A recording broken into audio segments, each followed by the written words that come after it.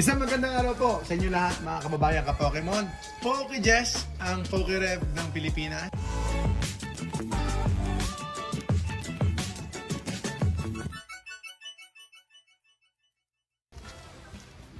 Ako na po ang magbubukas para hindi na po kayong malugi.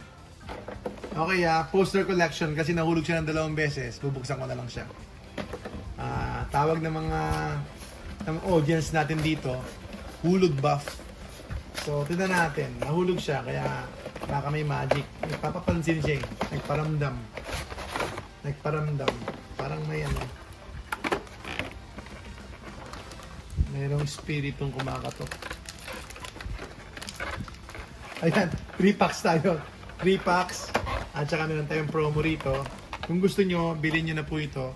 400. 400 oh. 400 na to. Kasama pati poster at saka box. Okay, 3 packs. 3 packs tayo ng 151. Sige, medyo... Salamat po, Sir Sed.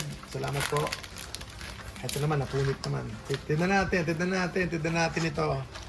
Medyo nakakangawit ito. Uy, merong water energy,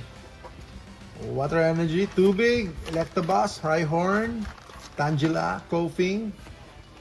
Uy, sorry, hindi pa nakikita. Arcanine, Tentacruel, Snorlax. Okay. Wala.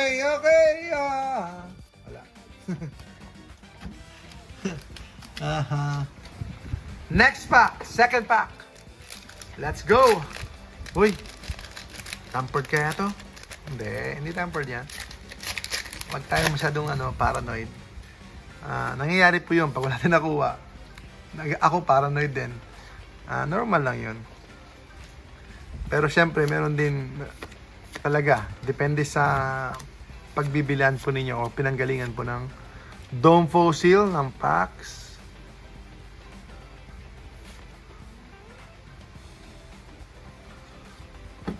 Uy, wala. Wala po. Tampered to, Tampered siguro to, no? Tampered, no? Kasi madaling buksan, no? Pag wala nakuha, tampered.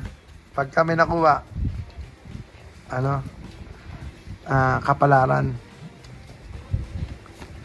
Horsey, Nidoran, Abra, Diglett, Charmeleon, nagpaparamdam.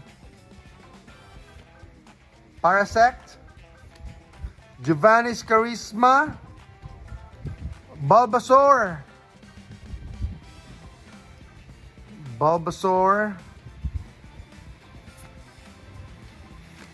wala, tampered. Ay, naku, nahulog. Tampered po. Resealed po. Yun lang nangyari sa akin yun 3 packs, wala. Hulog buff nga. Hindi po. Wala pong tampered. Hindi po resealed. Ganun lang yun talaga. That happens. It's part of the game. Mga kababayan ka Pokemon.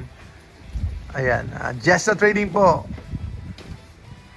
PokeJess, ang inyong munting lingkod.